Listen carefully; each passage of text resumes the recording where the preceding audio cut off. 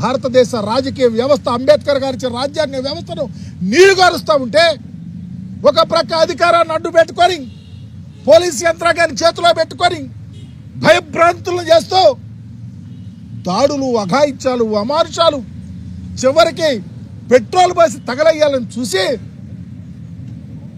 ఈ పరిస్థితి ఉంటే ఎవరు బాధ్యులు అని అడుగుతా ఉన్నాం. చివరికి చేసేది లేక మమ్మల్ని రాజ్యాంగమే రక్షిస్తుంది, ప్రజాస్వామ్యం కాపాడుతున్న ఆశతో ఆలోచనతో వైఎస్ఆర్ కాంగ్రెస్ పార్టీ శ్రేణులు, రాజశేఖర రెడ్డి గారి కుటుంబాన్ని నమ్మిన శ్రేణులు ధైర్యంగా ఎన్నికల బరిలోకి వెళ్తా ఉంటే చివరికి మమ్మల్ని కొట్టి మా మీద దాడి చేసి మమ్మల్ని చంపాలని చూసి మా వారి మీదే ఎదురు కేసులు SC/ST అట్రాసిటీ యాక్ట్ పెట్టినటువంటి చరిత్ర ఈరోజు పులివెందుల ప్రాంతంలో ఉందంటే ప్రజాస్వామ్యం ఎటు వెళ్తోంది అని అడుగుతా ఉన్నాం. ఇది న్యాయమా అని అడుగుతా ఉన్నాం. ఇది ధర్మమా అని అడుగుతా ఉన్నాం. ఓటర్ మహాశయాలు కూడా గమనించమని అడుగుతా ఉన్నాం. ఇంత అకృత్యాలు, ఇంత అమానుషాలు, ఇలాంటి దాడులు తెలుగుదేశం పార్టీ పోలీసు వ్యవస్థను అడ్డు పెట్టుకొని చేస్తూ ఉంటే బాధ్యత వహించాల్సింది ప్రభుత్వం కాదా అని అడుగుతా ఉన్నాం. ఎంత దారుణం అంటే ఎన్నికల దగ్గరకు వస్తూ ఉన్నాయి. పోలింగ్ బూత్లు మార్చారు. 4 కిలోమీటర్ల ప్రాంతానికి ఈ ఊరు వెళ్ళి ఆ బూత్లో వేయాలంట, ఆ ఊరు వచ్చి 4 కిలోమీటర్లో ఇక్కడ వేయాలంట. అంటే ఎన్నికలు సజావుగా చెయ్యాలనేనా? ఈ రోజుకి స్లిప్పులు పంచలా, ఎన్నికలు సరిగా జరగాలనేనా?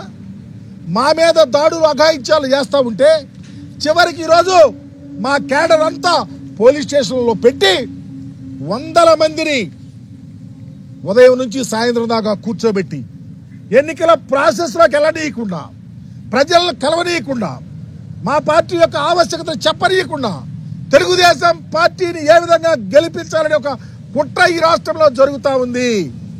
ఇకనైనా ఎప్పటికైనా ఈరోజు డీజీపీ గారిని కలవటానికి వచ్చాం. గేటులు లేవు, గేట్లు వేసారు, మమ్మల్ని వెళ్ళేటల్లా. చివరికి వాళ్ళే చర్చించుకుని ఒక 4 లోనకు పంపారు.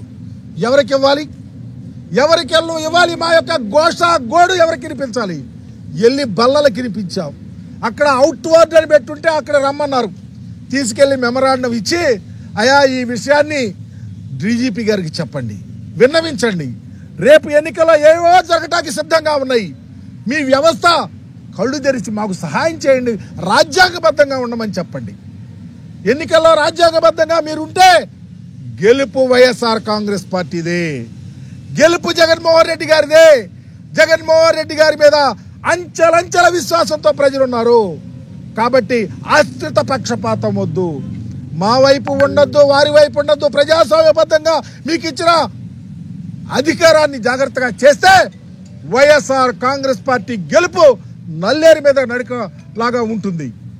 ఇకనైనా బాధ్యతాయుతంగా రాజ్యాంగబద్ధంగా ఉన్నటువంటి మీ అధికారాలను వినియోగించి కడప పులివెందుల ప్రాంతంలో జరుగుతున్న బై ఎలక్షన్లో ప్రజాస్వామ్యాన్ని పరిరక్షించమని చెప్పేసి మీ ద్వారా కోరే ఉద్దేశంతో డీజీపీ గారికి రిప్రజెంట్ ఇచ్చాం. వారు స్పందిస్తారని, రాజ్యాంగ విలువలను కాపాడతారని, అకౌంటబిలిటీతో రెస్పాన్సిబిలిటీని భుజాన వేసుకుని అకౌంటబిలిటీ అనేది ఈ రాష్ట్ర ప్రజలకు చూపిస్తారని ఒక ఆశతో వెనుదిరుగుతా ఉన్నాం.